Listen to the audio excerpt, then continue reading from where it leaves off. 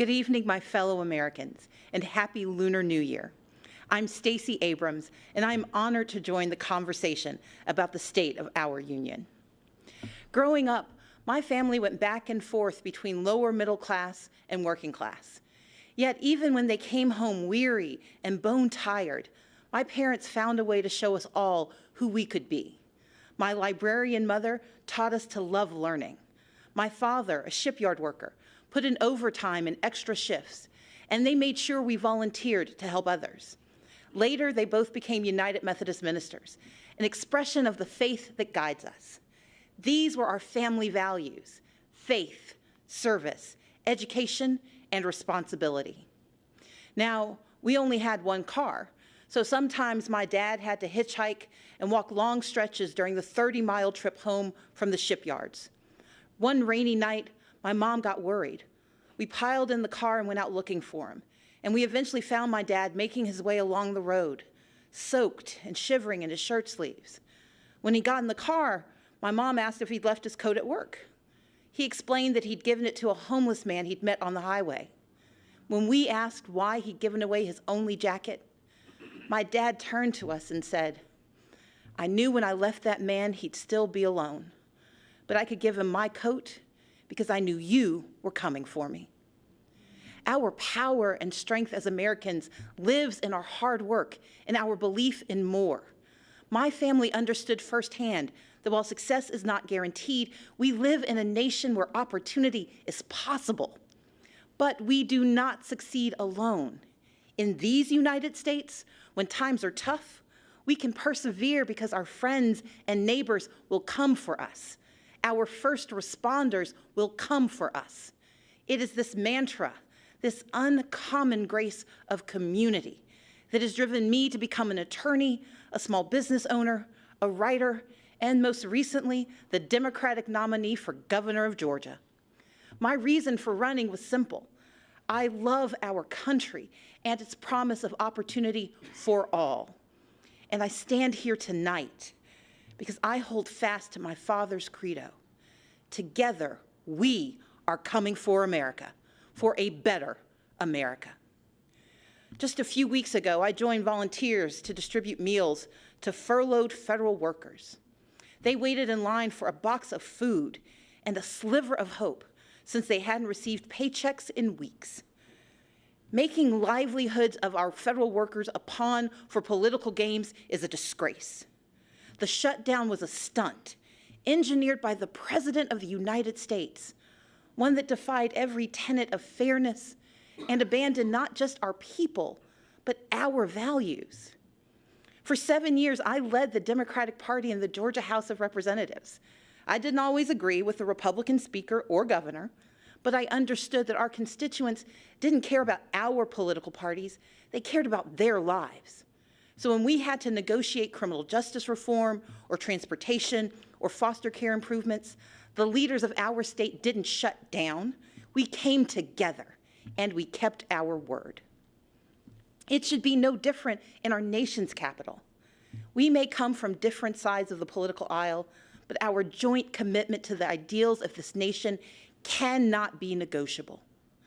Our most urgent work is to realize Americans' dreams of today and tomorrow, to carve a path to independence and prosperity that can last a lifetime.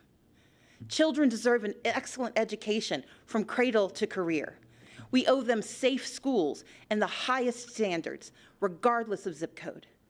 Yet this White House responds timidly, while first graders practice active shooter drills, and the price of higher education grows ever steeper.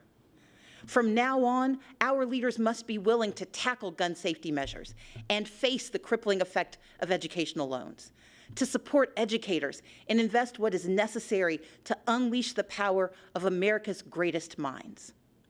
In Georgia and around the country, people are striving for a middle class where a salary truly equals economic security. But instead, families' hopes are being crushed by Republican leadership that ignores real life or just doesn't understand it. Under the current administration, far too many hard-working Americans are falling behind, living paycheck to paycheck, most without labor unions to protect them from even worse harm. The Republican tax bill rigged the system against working people. Rather than bringing back jobs, plants are closing, layoffs are looming, and wages struggle to keep pace with the actual cost of living. We owe more to the millions of everyday folks who keep our economy running, like truck drivers forced to buy their own rigs, farmers caught in a trade war, small business owners in search of capital, and domestic workers serving without labor protections. Women and men who could thrive if only they had the support and freedom to do so. We know bipartisanship could craft a 21st century immigration plan, but this administration chooses to cage children and tear families apart. Compassionate treatment at the border is not the same as open borders. President Reagan understood this. President Obama understood this. Americans understand this. And Democrats stand ready to effectively secure our ports and borders. But we must all embrace that from agriculture to healthcare to entrepreneurship, America is made stronger by the presence of immigrants, not walls. And rather than suing to dismantle the Affordable Care Act, as Republican attorneys general have, our leaders must protect the progress we've made and commit to expanding healthcare and lowering costs for everyone. My father has battled prostate cancer for years. To help cover the cost, I found myself sinking deeper into debt, because while you can defer some payments, you can't defer cancer treatment. In this great nation, Americans are skipping blood pressure pills, forced to choose between buying medicine or paying rent. Maternal mortality rates show that mothers, especially Black mothers, risk death to give birth.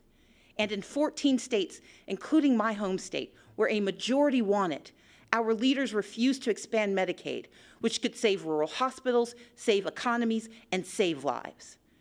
We can do so much more. Take action on climate change. Defend individual liberties with fair-minded judges. But none of these ambitions are possible without the bedrock guarantee of our right to vote. Let's be clear. Voter suppression is real. From making it harder to register and stay on the rolls, to moving and closing polling places, to rejecting lawful ballots, we can no longer ignore these threats to democracy. While I acknowledge the results of the 2018 election here in Georgia, I did not, and we cannot, accept efforts to undermine our right to vote. That's why I started a nonpartisan organization called Fair Fight to advocate for voting rights. This is the next battle for our democracy, one where all eligible citizens can have their say about the vision we want for our country. We must reject the cynicism that says allowing every eligible vote to be cast and counted is a power grab. Americans understand that these are the values our brave men and women in uniform and our veterans risk their lives to defend. The foundation of our moral leadership around the globe is free and fair elections, where voters pick their leaders, not where politicians pick their voters. In this time of division and crisis, we must come together and stand for and with one another. America has stumbled time and again on its quest towards justice and equality. But with each generation, we have revisited our fundamental truths, and where we falter, we make amends.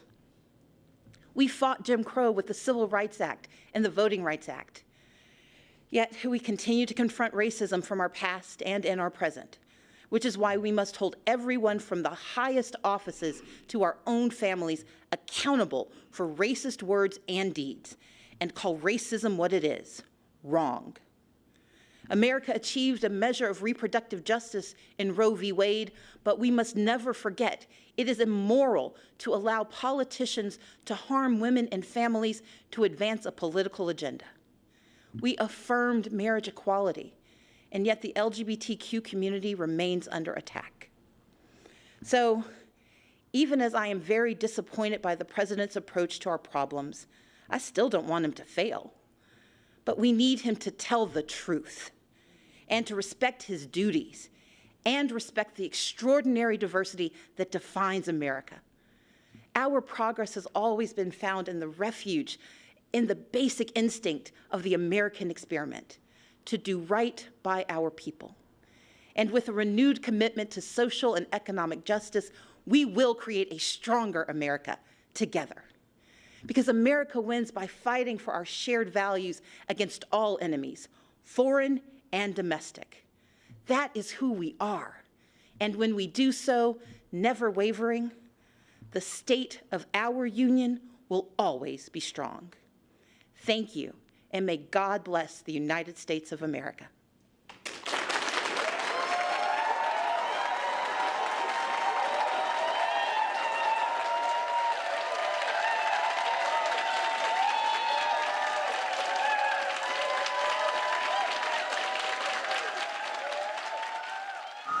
From the IBEW building in Atlanta, the sirens behind me, the presidential motorcade, which is heading back to the White House.